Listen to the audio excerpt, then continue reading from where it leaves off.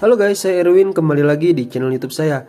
Kabar baik buat kalian, pada video kali ini saya akan memberikan informasi terkait penyaluran BLT BPJS Ketenagakerjaan bagi pemilik rekening Bank BCA dan bank swasta lainnya pada tahap ini yang belum dicairkan.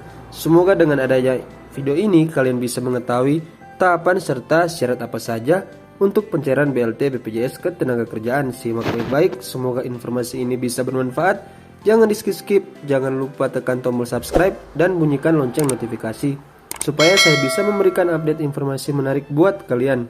Jadi tanpa berlama-lama lagi langsung saja kita ke informasinya.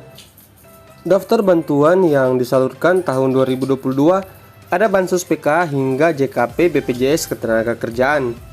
Dilansir melalui tribunnews.com. Berikut daftar bantuan dari pemerintah yang masih cair dan tersalurkan pada tahun 2022.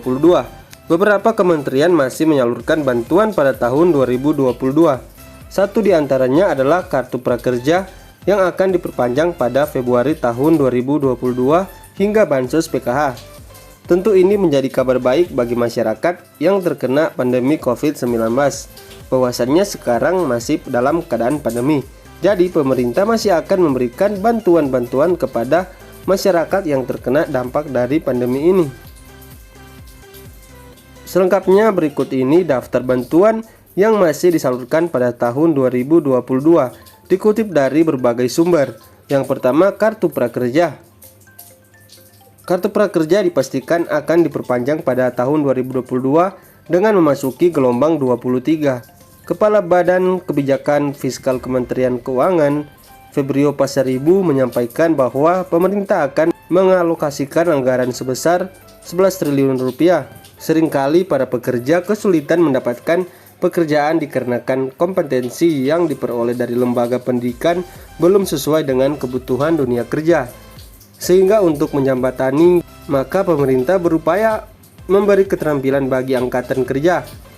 Diketahui kartu prakerja digunakan untuk meningkatkan kompetensi peserta dengan memberi bantuan pelatihan non-tunai sebesar 1 juta rupiah.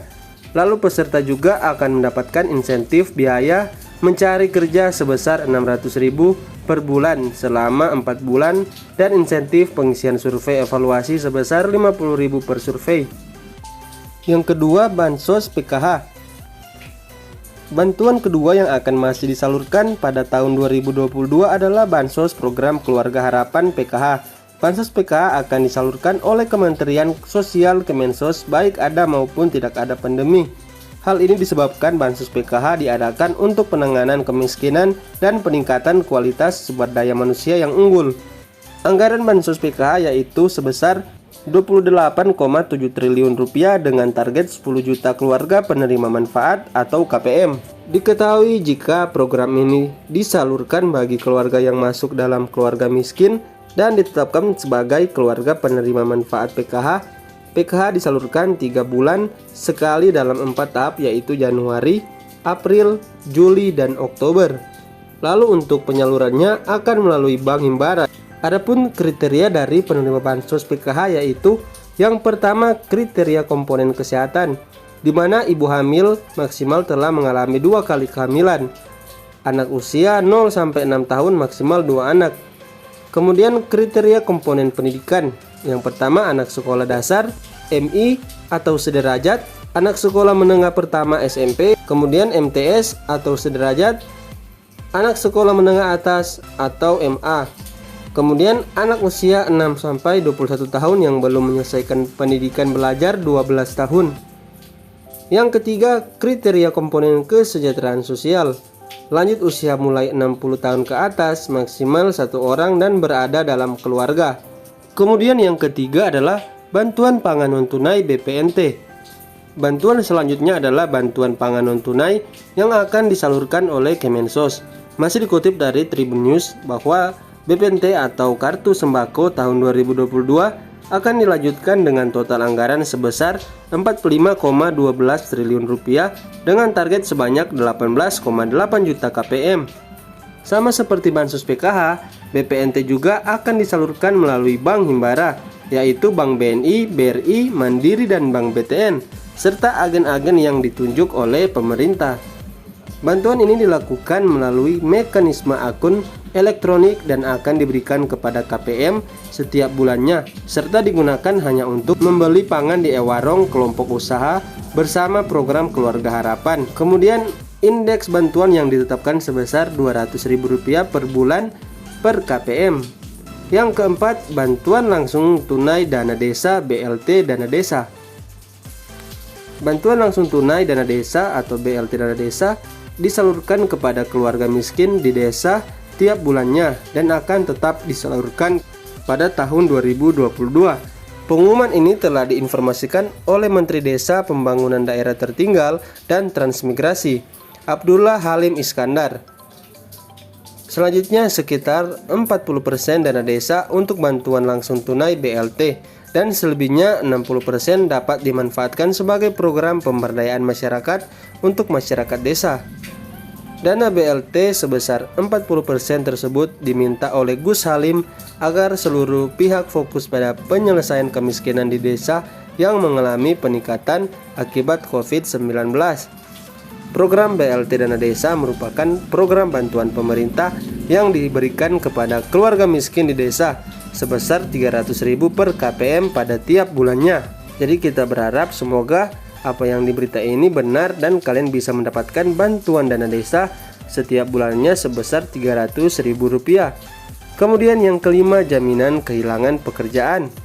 Jaminan kehilangan pekerjaan JKP akan jadi program tambahan dari BPJS Ketenagakerjaan pada tahun 2022. Dikutip dari PP nomor 37 tahun 2021 bahwa JKP adalah jaminan sosial yang diberikan kepada pekerja atau buruh yang mengalami pemutusan hubungan kerja berupa manfaat uang tunai, akses informasi pasar kerja, dan pelatihan kerja. Terkait peraturan yang diberikan, Kementerian Ketenagakerjaan Kemenaker membuat peraturan pemerintah PP nomor 37 tahun 2021 tentang penyelenggaraan program JKP. Terdapat 3 manfaat yang diterima pekerja atau buruh yang terkena PHK dalam program JKP. Ketiga program tersebut atau manfaat yang akan kalian dapat antara lain: yang pertama, buruh menerima uang tunai. Sekretaris Jenderal Kemenaker Anwar Sanusi menjelaskan tujuan dari bantuan dalam bentuk uang tunai yang diberikan kepada pekerja atau buruh yang kena PHK adalah pembantu saat tidak memiliki penghasilan.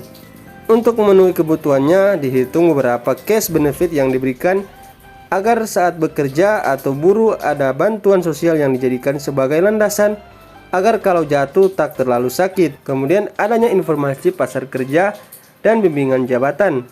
Terdapat 2 layanan dalam manfaat kedua ini, yaitu layanan informasi pasar kerja yang disediakan oleh Ditjen Bina Peta dan layanan bimbingan jabatan. Untuk layanan pertama, buruh dan pekerja akan disediakan kanal informasi pasar kerja dalam negeri maupun pasar kerja luar negeri. Jadi bahwa di sini kalian akan mendapatkan informasi pekerjaan baik di dalam negeri maupun ke luar negeri. Sementara layanan kedua mendapatkan layanan bimbingan jabatan berupa konselir karir yang dinilai sangat dibutuhkan. Yang ketiga, pelatihan kerja. Manfaat dari pelatihan kerja ini agar pekerja atau buruh yang terkena memiliki keyakinan dan kepercayaan diri untuk memenangkan kompetisi dengan pekerja lain.